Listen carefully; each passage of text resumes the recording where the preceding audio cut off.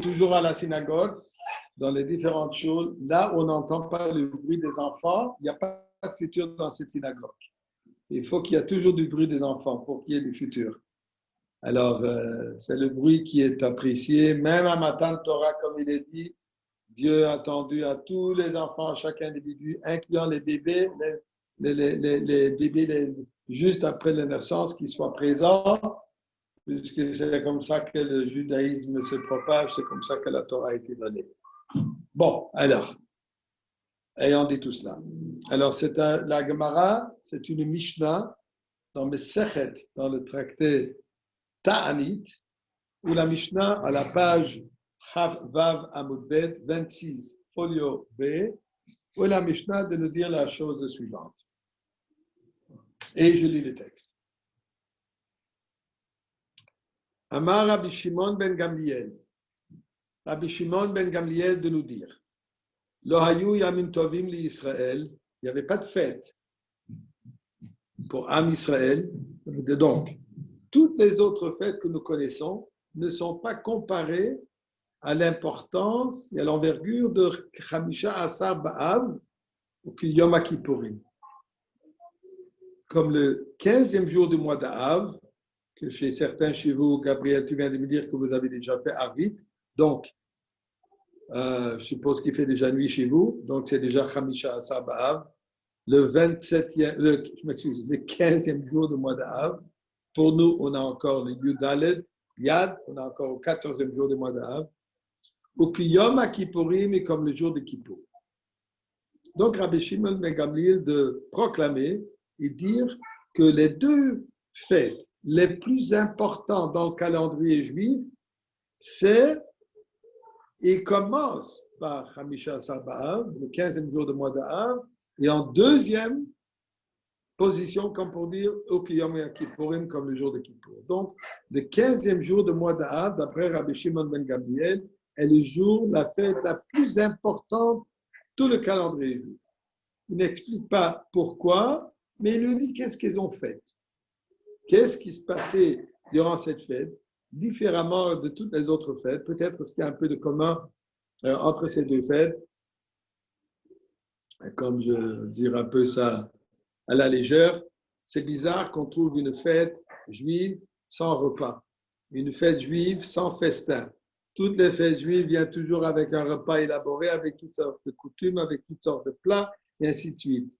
Yom Kippour, il n'y a pas de manger, c'est un jour de jeûne.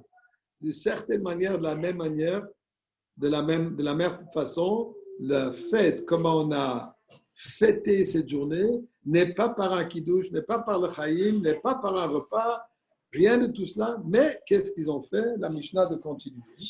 Shebahem benot Yerushalayim, à ce jour-ci, les filles de Jérusalem, Yotzot, elles sortaient Bechlei Lavan, Shoulim. Elles s'habillaient tous en blanc.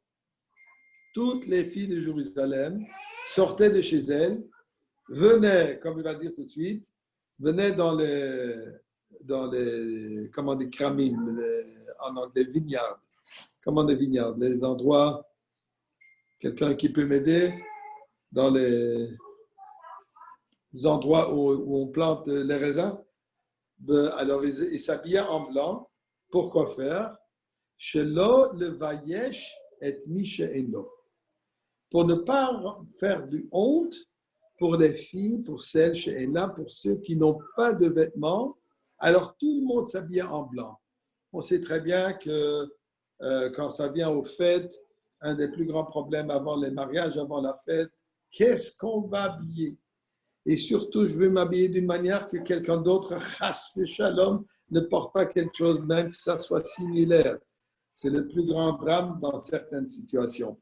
Alors ici, qu'est-ce qu'ils ont fait? Au contraire, tout le monde s'est habillé en blanc, même couleur. Je ne sais pas si c'était tout le même style, mais plus ou moins le même style. Pourquoi? Pour ne pas rendre honte à cette personne, à cette fille qui ne pouvait pas se permettre de porter un vêtement plus élaboré. Ensuite, il dit, qu'est-ce qu'il dit encore? Kol hake'ilim tu'unim tevila. et tous les vêtements avaient besoin d'être passés la tevila. Si un des vêtements est devenu impur dans des Beth Amikdash par les différentes possibilités d'impureté qui peut s'appliquer, particulièrement le vêtement d'une femme. Donc, il fallait qu'ils passent tous par la tevila, qu'elles soient tous dehors, comme ça, tout le monde peut le porter. Et qu'est-ce qu'elles ont fait, les filles? Et les filles de Jérusalem, Yotzot, sortaient de chez elles, Vecholod, Bekramim, et dansaient dans les jardins. Okay? Dans le manque de mot exact. Donc, elles dansaient, faisaient la fête à l'extérieur. C'est la seule fois où elles dansaient dehors.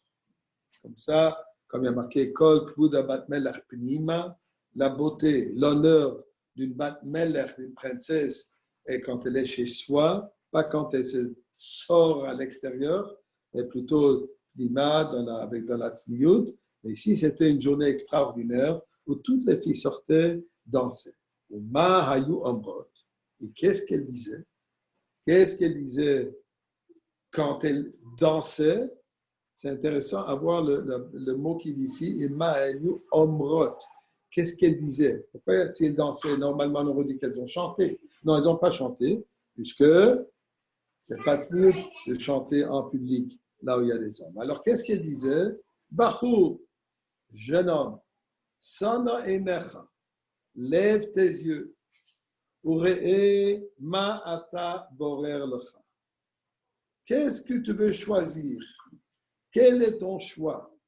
Quelle personne tu veux choisir avec qui partager ta vie?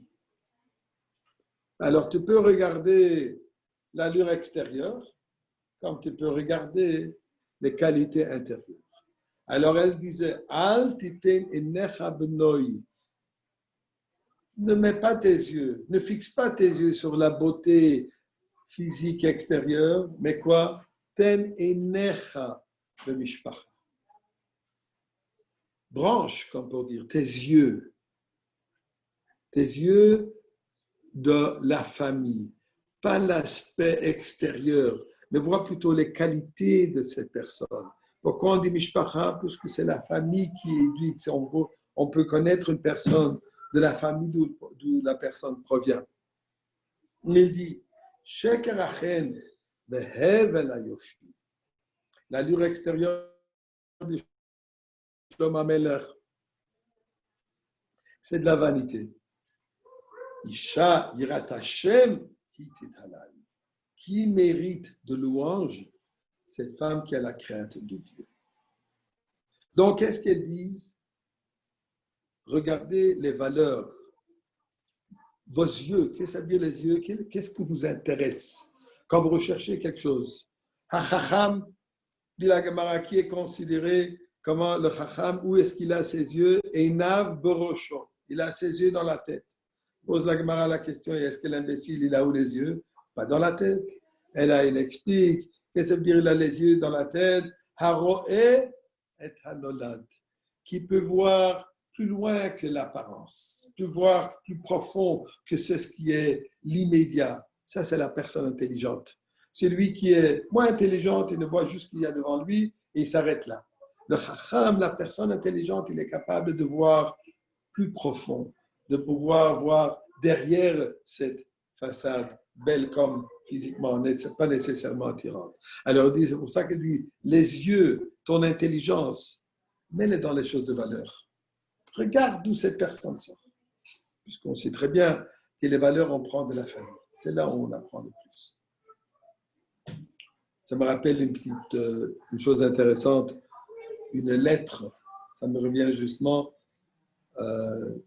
quelqu'un qui a déménagé, un chassid du rabbi, quelqu'un qui n'était pas religieux, il est devenu religieux, devenu chassid du rabbi, et quand il est devenu religieux, il a décidé qu'il veut déménager de l'endroit là où il habitait, puisque c'est un endroit où il n'y avait pas une bonne éducation pour les enfants, il n'y avait pas d'école convenable, une école comme il se doit, et il a décidé de déménager dans une communauté religieuse. Et là, il écrit au rabbi, Hi everyone, un courageux qui ne se cache pas derrière l'écran. Et ça tombe juste bien. Je vais le dire, Robert, le sujet il est très approprié. Tu viens de te fiancer et tu savais choisir les qualités dans la vie. Alors, vous pouvez lui dire Mazal Tov à Robert et s'est fiancé il n'y a pas longtemps. Alors, lui, il écrit la lettre au rabbi, il annonce au rabbi que Baruch Hashem, il a déménagé dans un quartier où il y a beaucoup, Baruch Hashem, il y a des bonnes écoles et maintenant il se sent un peu plus sécuritaire dans le futur de ses enfants. Le rabbi de lui dire, j'ai vu la lettre que le rabbi lui a répondu et le rabbi lui dit, je te souhaite que ça soit Meshane Makom, Meshane Mazal, que d'avoir changé d'endroit, que ça soit avec beaucoup de succès. Mais là, le rabbi lui ajoute, l'éducation primordiale vient de la maison. Ne pense pas que tu peux maintenant te libérer de ta responsabilité de l'éducation de tes enfants, malgré le fait que tu as envoyé tes enfants dans de bonnes écoles, ou plutôt Baruch Hashem, que tu as envoyé des enfants dans une bonne école, et ainsi de suite, mais ça n'enlève pas la responsabilité de l'éducation des enfants. Et le rabbi a ajouté, puisque nous savons que l'éducation la plus importante vient de la maison. À l'école, on apprend des sujets. Mais là où l'enfant se forme, ce que l'enfant deviendra, c'est ce qu'il a vu, ce qu'elle a vu, ce qu'elle a appris chez lui, chez elle à la maison. Donc, c'est ça ce que les jeunes filles, à Toubiav, elles disaient, regarde les valeurs, regarde la famille et choisis les personnes qui ont les valeurs de bonne famille. Là, il continue, le Omer, la Mishnah continue. Sortez et regardez les filles de Tzion. Bemelech Shlomo, comme le dit le roi Shlomo Melech. Ba'atara she'itra lo imo. Cette couronne que sa mère l'a couronnée. Qui est cette mère? La mère, c'est Am Israël. Knesset Israël s'appelle la mère. Elle est la mère de tout. Et des Biyom Chatunato. Le jour de son mariage, dit Shlomo Amelech, ou Biyom Simchat Libo. Le jour où son cœur est réjoui. Alors elle explique, qu'est-ce qui se passe? C'est quand ce jour de son mariage, et ensuite il y a un autre jour où il va réjouir.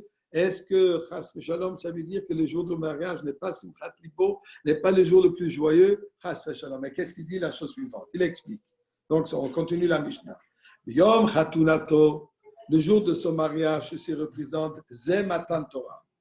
Le jour où nous avons reçu la Torah. Donc le 6e jour du mois de Sivan, à la révélation de Sinaï, comme on appelle ça, au moment dans le désert, quand le peuple juif, un après la sortie d'Égypte, et on se trouvait dans le Midbar et au Har Sinaï, au mont Sinaï, nous avons reçu la Torah. Donc ça, c'est le jour du mariage. Le mariage de qui? Bien sûr, le mariage entre Akadosh Baruch Hu et Am Israël. Le mariage entre le peuple juif et Dieu. Ça, c'est fait au jour de Shavuot. Là, ça s'appelle le jour du mariage.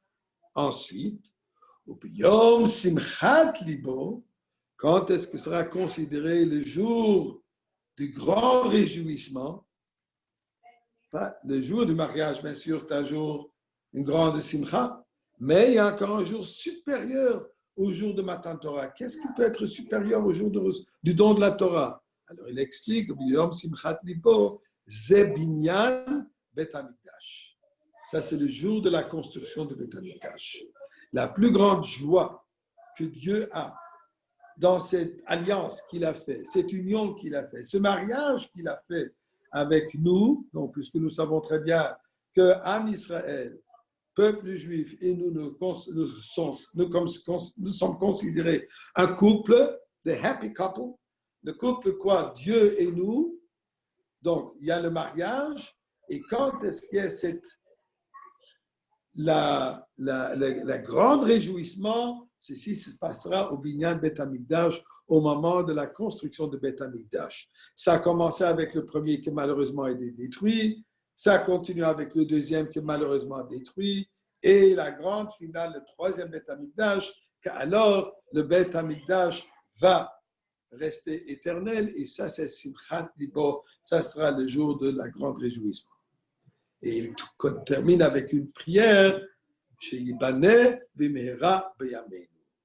Ici, nous voyons quelque chose d'intéressant, que dès que la Mishnah, Rabban Shimon ben Gamliel, il mentionne la construction du Beit HaMikdash, immédiatement, il fait une prière.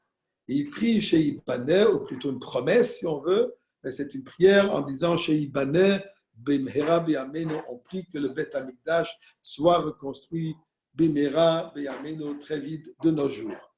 Juste pour ouvrir et fermer ici une parenthèse, nous voyons quelque chose que le Rambam dans la halachot de Paradouma, de la vache rousse, où le Rambam rapporte que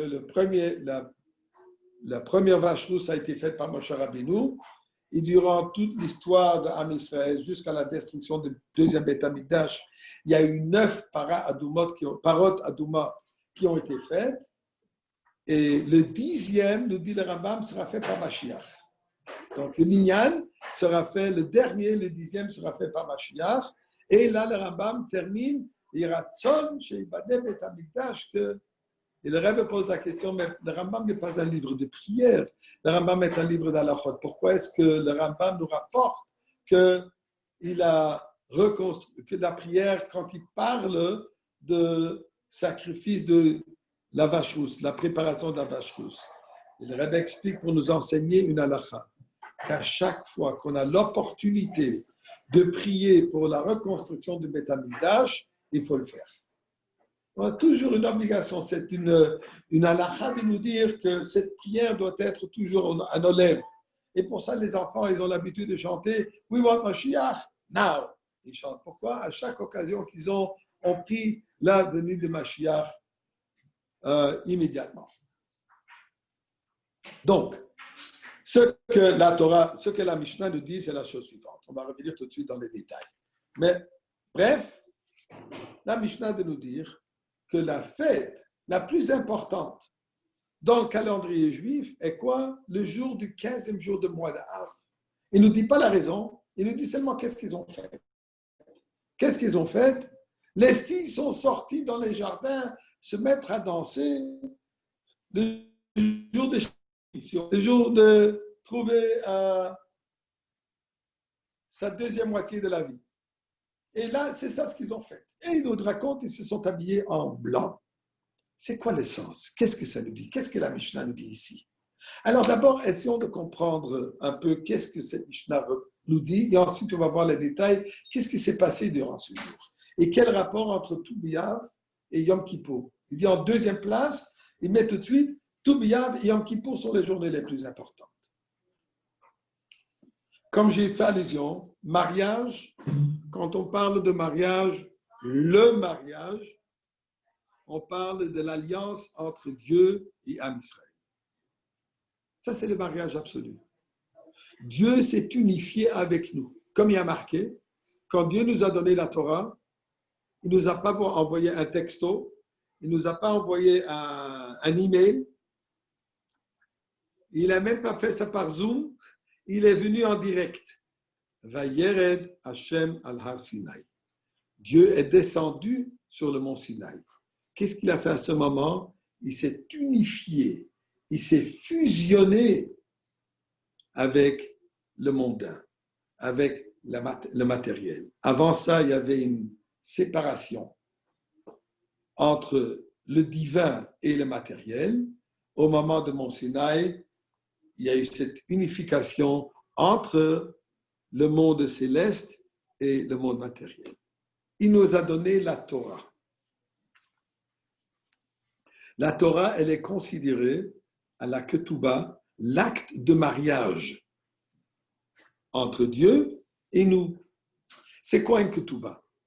La Ketouba, nous savons, est un document dans lequel on mentionne les responsabilités, les engagements que le mari prend envers sa femme.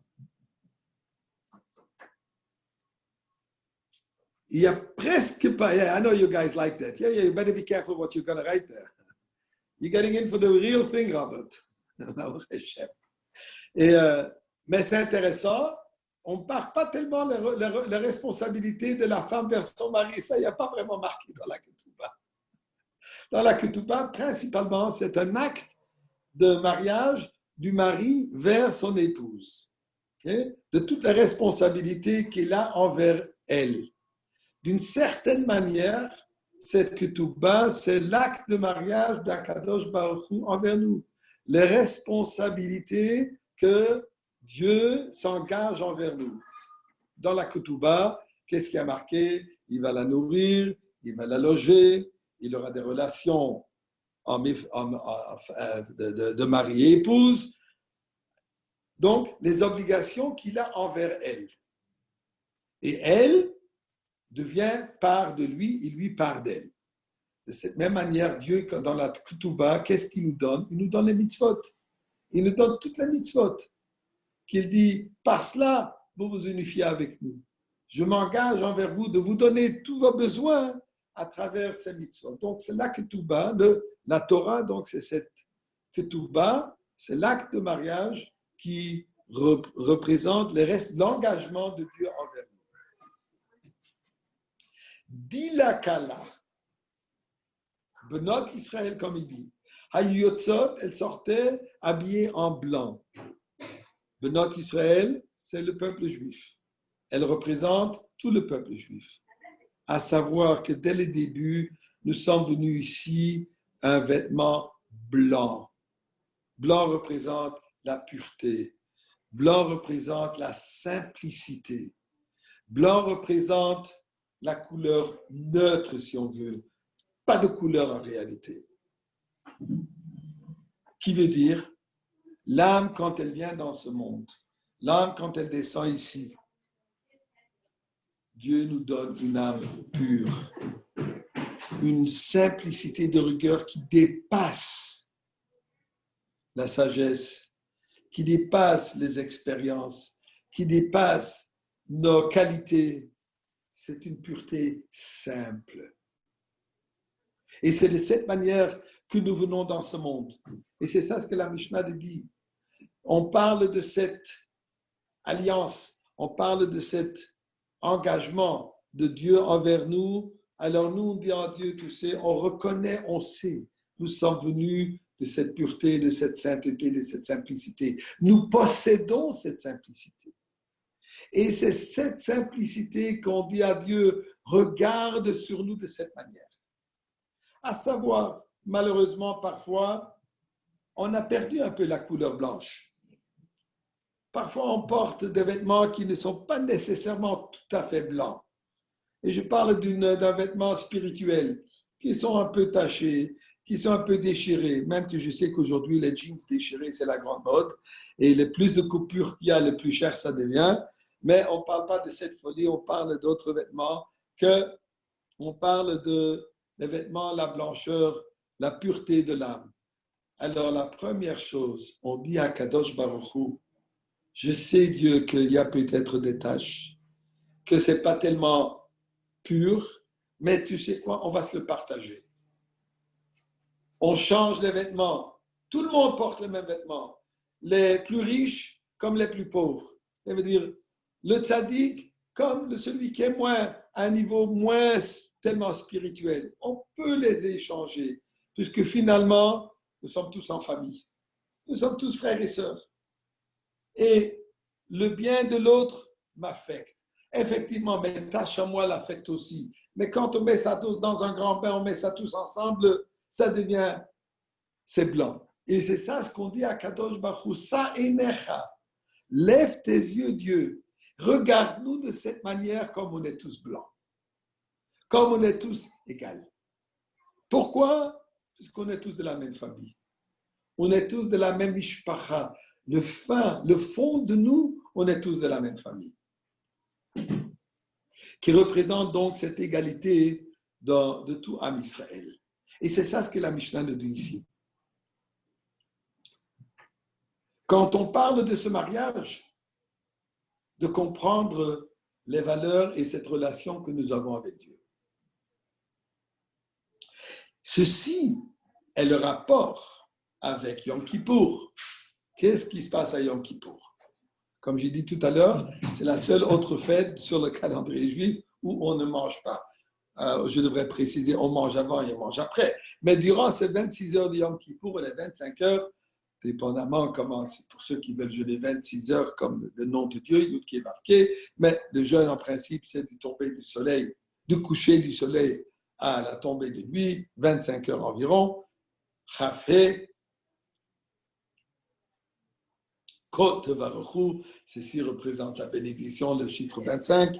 Qu'est-ce que nous faisons cette journée? Comment est-ce qu'on est tous habillés, surtout chez nous les séfarades? Douchka, à Kippour, comment on s'habille? Hein? Normal, sans pas de chaussures en cuir. Quelle couleur en général? Blanc, non? Voilà. À Yom Kippour, on a souvent l'habitude de s'habiller en blanc. Et aussi, même les hommes, surtout chez les Ashkénazes, on va mettre un kittel, ça s'appelle un kittel. Pour les séfarades, c'est comme une djellaba en blanc. Okay? Et c'est ça ce qu'on va porter à Kippour. On s'habille tous en blanc. On voit ici le parallèle entre Toubiav et Yom Kippour. Toubiav, comme on vient de dire, que les jeunes filles s'habillaient en blanc. Et c'est comme ça qu'ils se représentent. On est tous égaux, on est tous blancs, on est tous la même couleur. On n'a pas de différence entre les couleurs, surtout aujourd'hui dans notre monde où il y a tellement d'accent mis sur la différence de couleurs et pour éviter le racisme et ainsi de suite. Mais Kippour aussi représente cette égalité. On est tous blancs. Et qu'est-ce que Dieu fait les jours de Kippour? Il y a un certain verset qui revient continuellement dans toutes les prières de Kippour. Vayomer Hashem, salachti kidvarecha. Dieu de dire, j'ai pardonné, je m'excuse, salachti kidvarecha. Dieu dit à Moshe Rabbeinu, il est en train de plaidoyer la cause juive pour la 3e fois qu'il est monté au ciel. Première fois, il est monté le lendemain qu'on a reçu les Luchot et quand il les a brisés, il les a cassés, quand il a vu qu'on a fait le péché du Vaudor. Deuxième fois, il est remonté pour prier à Kadosh Baruch Hu pour qu'il nous pardonne. Troisième fois, il est remonté le jour de Rosh Chodesh Elul et est revenu le jour de Kippour. Moshe Rabbeinu est redescendu le jour de Kippour avec le deuxième set, avec les deuxièmes tables de la loi. Et Dieu lui dit, Vayomer Hashem, salachti, j'ai pardonné kidvarecha. Comme que tu me l'as dit, comme c'est toi qui as réussi à m'influencer de pardonner même pour le péché du Vaudor. We friends again. On est chum-chum, on est redevenu un happy family, Dieu dit. On est redevenu un couple, on s'est réunifié. Donc, Kippour représente le jour de cette réunification entre Dieu et nous. Donc, Toubiav représente, comme on a dit, le jour où on cherche, le jour où on représente notre alliance avec Dieu par le fait qu'on est tous une famille, on est tous unifiés. Et ensuite, Yom Kippour représente aussi ce concept, cette réalité de pardon de Dieu qui nous réaccepte après qu'il y a eu ce divorce. Le veau d'or a créé un divorce, c'est pas entièrement un divorce. Il a créé une rupture au point où la ketouba elle a été déchirée. Qu'est-ce que Moshe Rabbeinu l'a fait quand il a vu qu'il y a eu le veau d'or?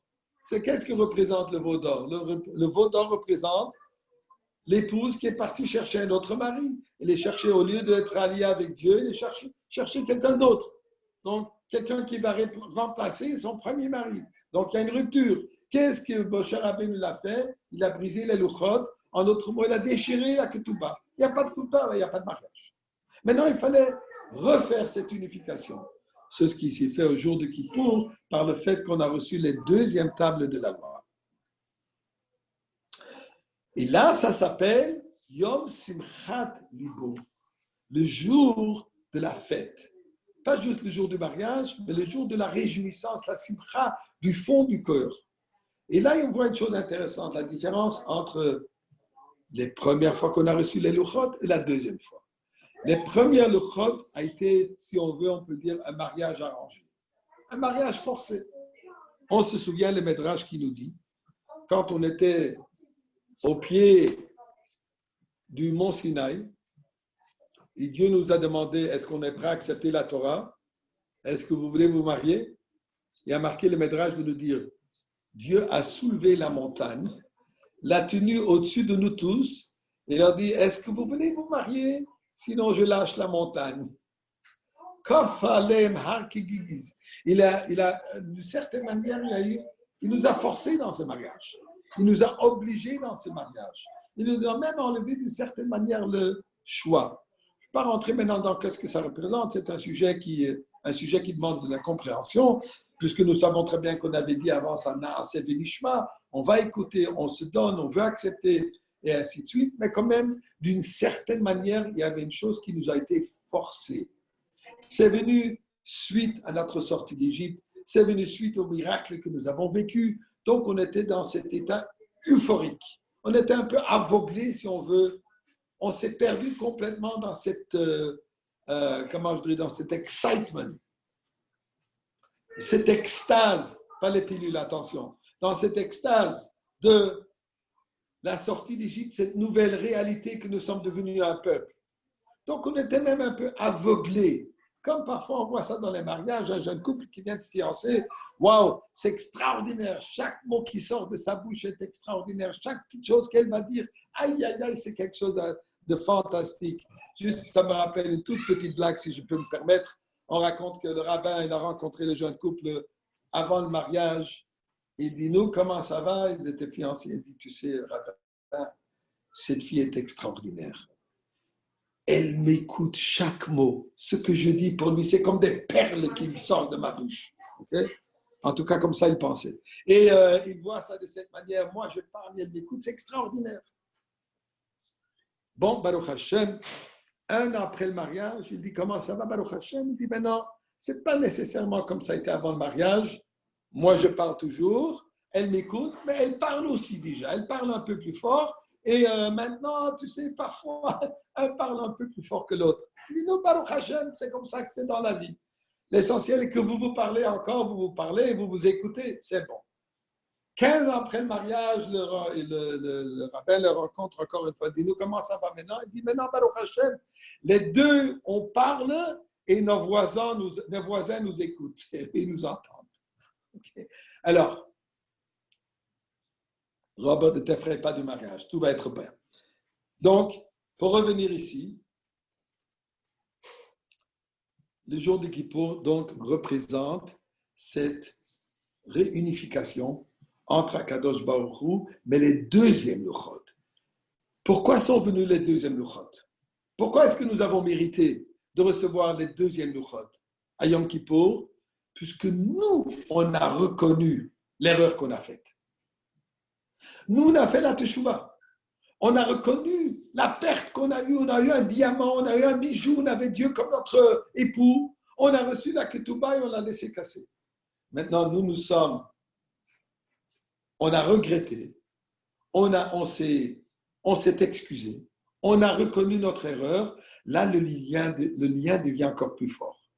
Une fois qu'on a reconnu notre erreur et on a réalisé qu'il faut changer nous de notre côté, ça, c'est la plus grande joie. C'est pour ça qu'il dit ici à Kippour,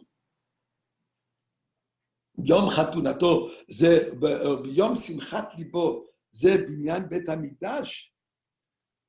Le Binyan de Bet Hamikdash, nous allons le mériter. Pourquoi?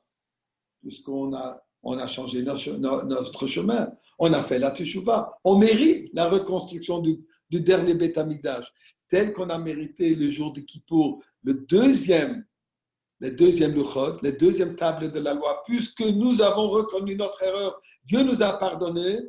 Une fois qu'on a reconnu l'erreur dans un couple aussi, quand on a eu des disputes, on a eu des différentes opinions et on se remet ensemble, cette réunification souvent elle est beaucoup plus forte que la première unification avant qu'on avait même la première dispute.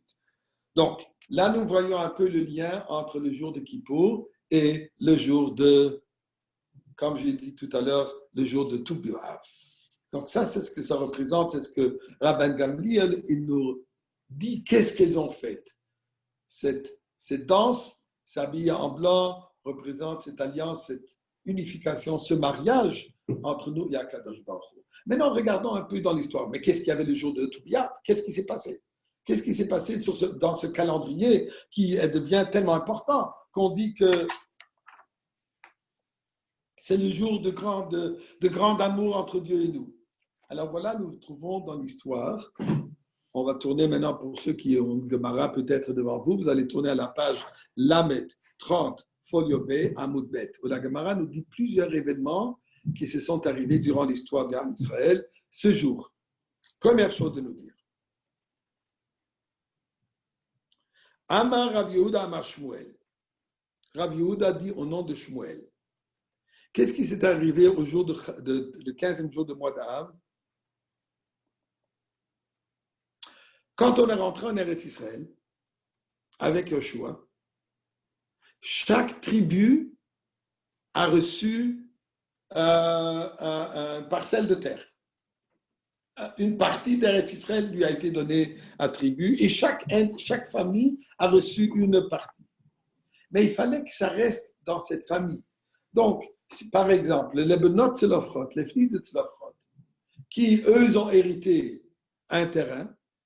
Maintenant, si eux vont se marier de quelqu'un d'une autre tribu, qu'est-ce qui va se passer? Ce terrain va partir d'une tribu à une autre tribu. Originalement, c'était interdit. Au jour de Toubiav, la prochaine année, ce décret a été enlevé. Comme il dit, les 12 tribus pouvaient se marier entre eux, pouvaient avoir des mariages mixtes entre la tribu de Yehuda et, par exemple, la tribu de Binyamin ou la tribu de Shimon, etc. Jusqu'alors, il fallait que chacun reste dans sa tribu. Les Meknessis se mariaient avec les Meknessis et les Tangérois avec les Tangérois, les Polonais avec les Polonais, les Hongrois avec les Hongrois, et ils ne voulaient pas se marier de mariage mixte. À ce moment, ce mariage mixte a été voulu. Donc, toute la communauté juive, peu importe de quelle tribu venait, pouvait se marier entre eux. Ça, c'est une des choses. Une deuxième chose, Amar Rav Yosef, Amar Rav Nachman, Rav Yosef dit nom de Rabbi Nachman, du temps de la Gemara, Yom Shehutar Shevet Binyamin Lavo Bekahal. Il y a une certaine période en Eretz Israël où il y a eu une situation extrêmement grave.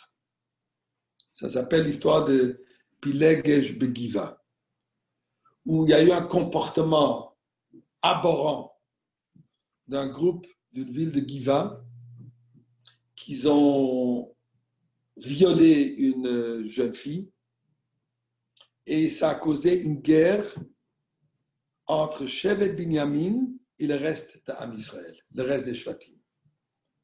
Il y a eu des milliers de morts.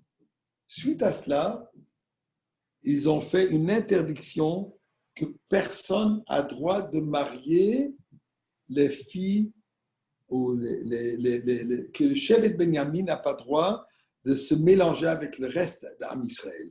Donc, ça crée une coupure, une fissure à l'intérieur d'Am Israël entre le Shevet Binyamin, la tribu de Binyamin et toutes les autres tribus. Là, marqué dans la prophétie de Shoftim, dans les écrits de Shoftim,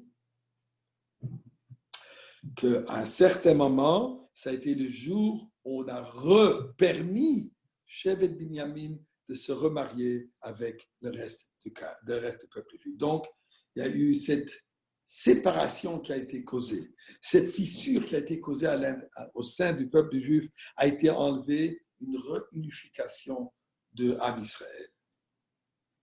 Une autre chose, la Gemara de nous dire. Amara Baba Chana, nous dit Rabbi Yochanan. Nous savons que suite au débâcle, comme on dit,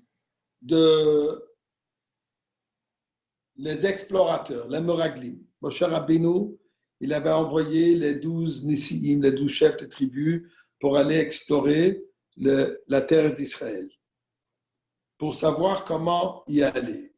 En revenant, ils sont revenus avec des mots de terribles, ils ont découragé Am Israël de monter en Eretz Israël. L'histoire, ce qu'on appelle des Meraglim.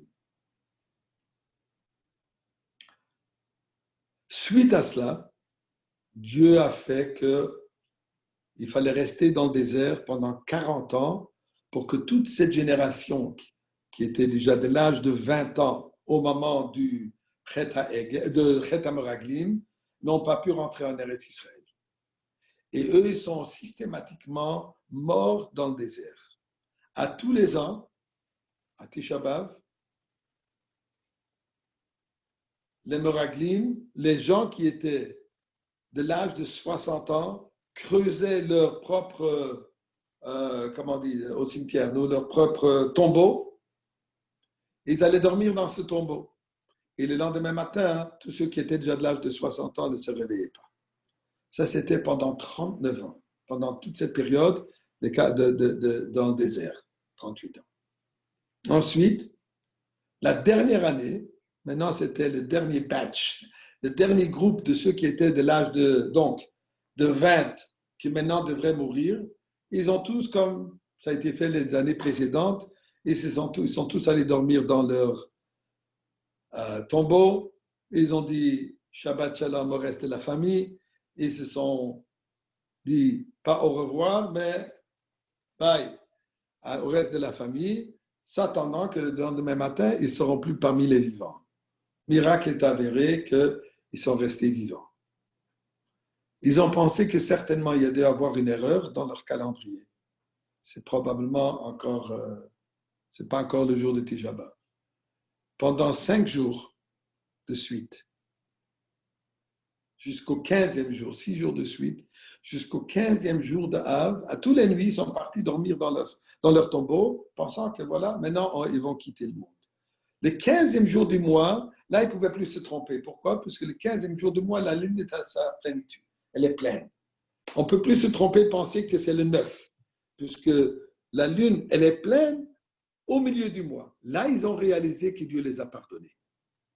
Que le dernier groupe de ceux qui étaient censés de mourir, Dieu a pardonné le dernier groupe, et c'est ce qu'il dit. Kaloum et Temidbar, ceux qui devaient mourir dans le désert ne sont pas morts. Donc le 15e jour, qu'est-ce qu'ils ont vu ici? Le pardon d'Akadosh Baruch Hu, il a pardonné le péché des Meraglim, des explorateurs qui n'ont pas voulu monter en Eretz Israël. Il dit maintenant, tous ceux qui sont là, ils sont prêts pour monter en Eretz Israël.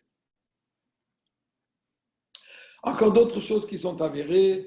Quand il y a un certain moment qui est Rav Benavot, il a mis des barrières, il a mis des frontières, il n'a pas laissé le reste du peuple juif de monter à Jérusalem dans le Beth Amikdash.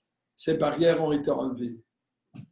Finalement, aussi, la Gemara aussi de dire Yom Shenatnu Haruge Betar le Kvura.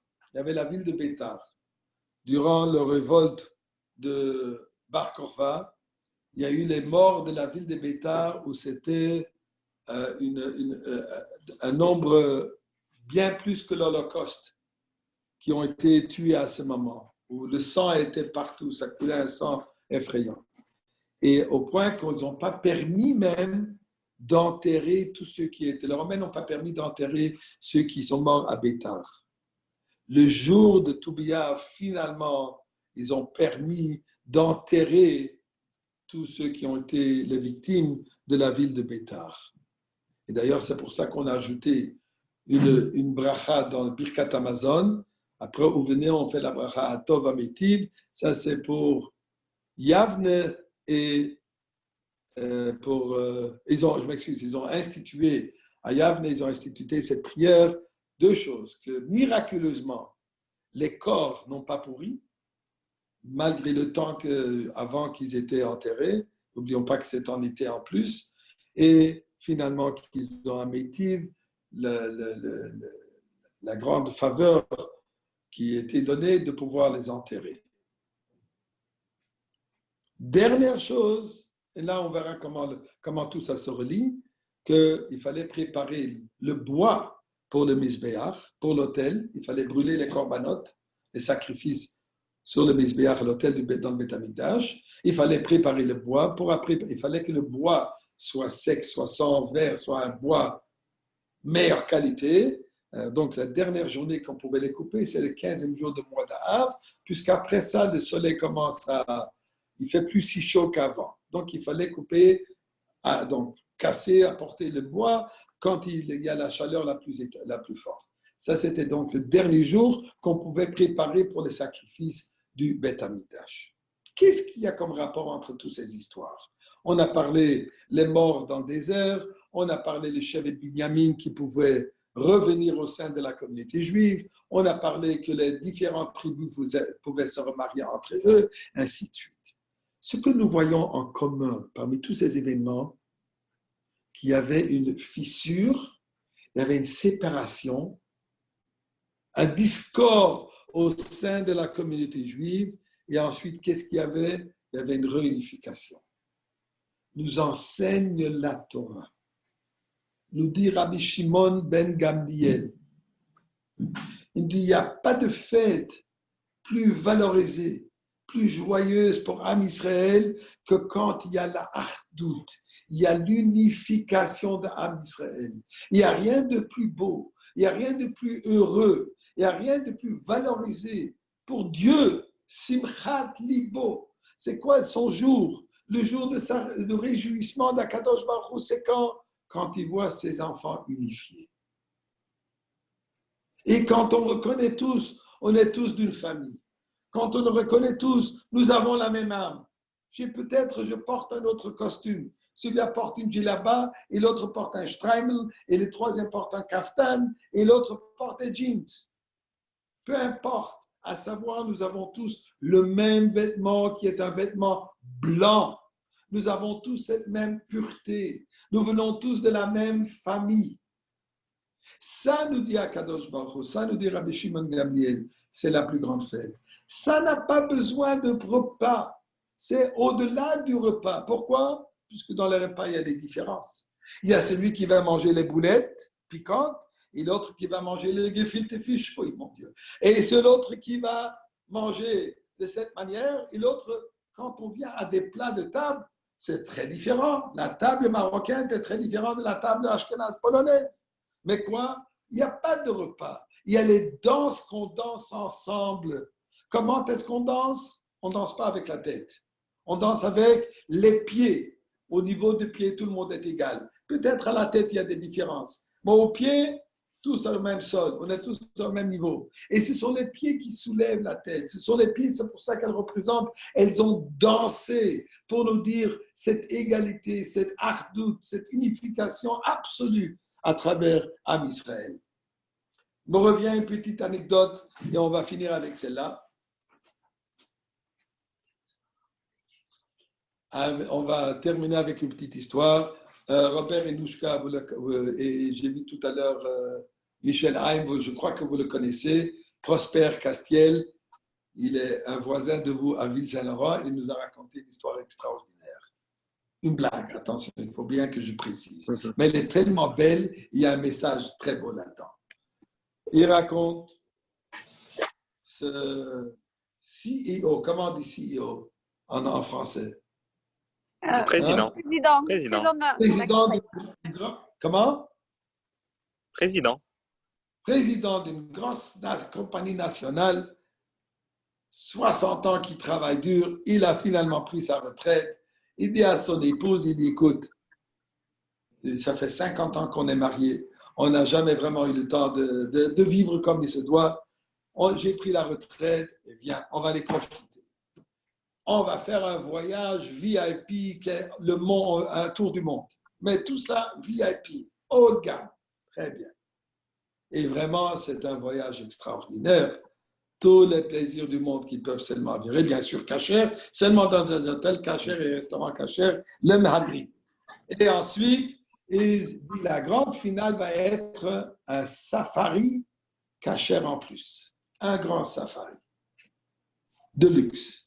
Bon, ils arrivent au safari quelque part, je ne sais pas où, et ils arrivent là-bas, et là, le guide leur dit, écoutez, mes amis, ici, c'est très important, je vous donne une corde. Okay? Tout le monde tient la main à cette corde. Si vous lâchez, vous allez chercher ailleurs, vous êtes perdu. Je ne pourrai pas vous retrouver. Attention, vous vous perdez, c'est dangereux. Alors, tenez-vous bien. Ensemble, on ne bouge pas les yeux du guide.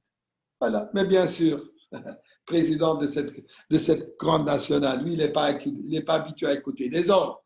Lui, il est habitué à donner des ordres. Tout le monde avance et lui, il a décidé, il va aller voir derrière l'autre arbre, qu'est-ce qui se cache. Longue histoire courte, il est perdu et il se trouve déjà maintenant attaché les mains sur un grand arbre, sur le tronc d'un arbre. Il est attaché et il voit déjà les cannibales qui sont là-bas, le grand pot qui est déjà en train de bouillir et lui, il va être le repas de lunch. Il s'est dit, Ribono Shel Olam, je voulais faire une grande finale, mais ce n'était pas ça ce que j'avais l'intention. Je n'avais pas l'intention de finir ce grand tour ici, bouillir dans un pot avec des cannibales. Et bien sûr, dans cette situation, qu'est-ce qu'on commence à faire? Ribono Shel Olam, je te promets, si tu me sors d'ici, je vais mettre les téphilines 2 fois par jour, pas seulement 1 fois par jour. Je vais manger seulement kasher. Je vais manger Chalav Israël, je te garantis. Même la glace, elle va être Chalav Israël. J'irai à la synagogue, je vais mettre les meilleurs mezuzot. Toutes les promesses qu'on fait à Dieu pendant ce moment. Et tout à coup, pendant qu'il est en train de prier et faire ses promesses, il voit un ouragan qui s'approche, un géant. Il se rapproche de lui, il comprend que ça doit être le chef de ces cannibales.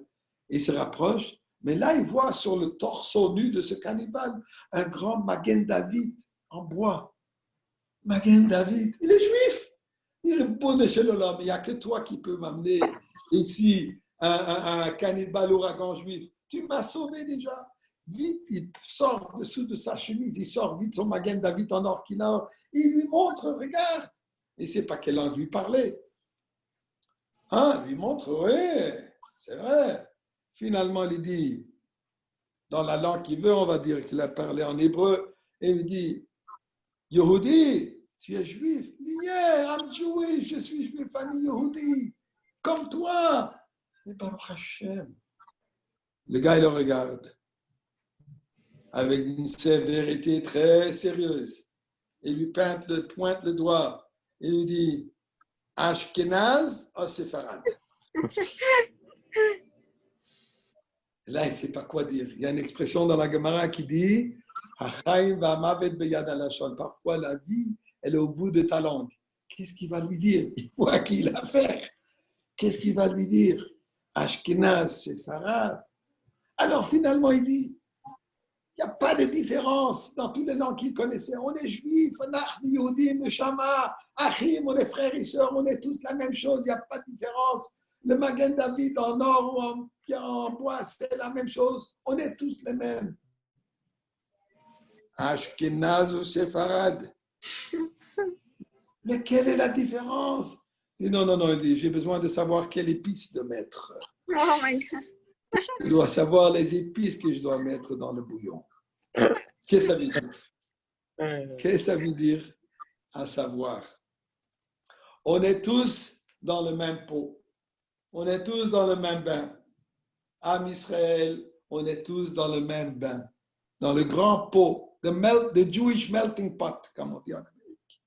Et il faut savoir, le feu qui est en dessous, c'est le même feu. C'est le feu de Torah. C'est le feu des mitzvot. Ner, mitzvah, Torah, or. Ça, c'est la lumière, ça, c'est le feu. On est tous réchauffés par la même chaleur, par le même feu. C'est vrai, les épices sont différentes. Les coutumes sont différentes. La manière de faire des choses, on peut être différente.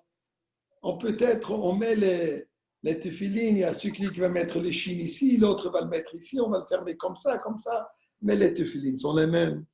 Les bougies de Shabbat, ce sont les mêmes bougies. Peut-être il y a celui qui va mettre une plus grande, plus petite, de l'huile aussi ou ça. Mais la flamme, quand c'est la femme juive ou la jeune fille juive qui allume les bougies de Shabbat, c'est la même flamme. Il n'y a pas de différence entre une flamme ashkénaze, une flamme séfarade, une flamme chassidique, une flamme non chassidique. C'est la même bougie, c'est la même lumière.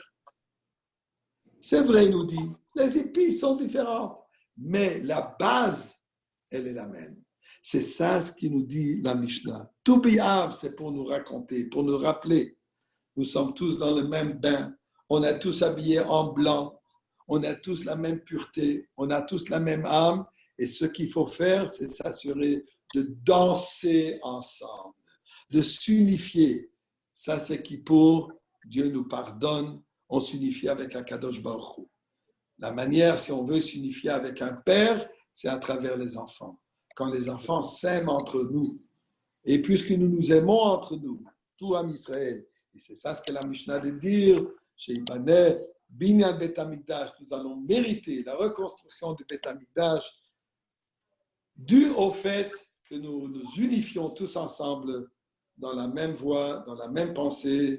Tous les chemins mènent à Yerushalayim avec Mashiach, que Dieu nous aide, que ça s'avère encore aujourd'hui même. Shalom à tout le monde. Rendez-vous à Yerushalayim any second now. Love Bye, you all. Rabbi. Thank you. Bye-bye.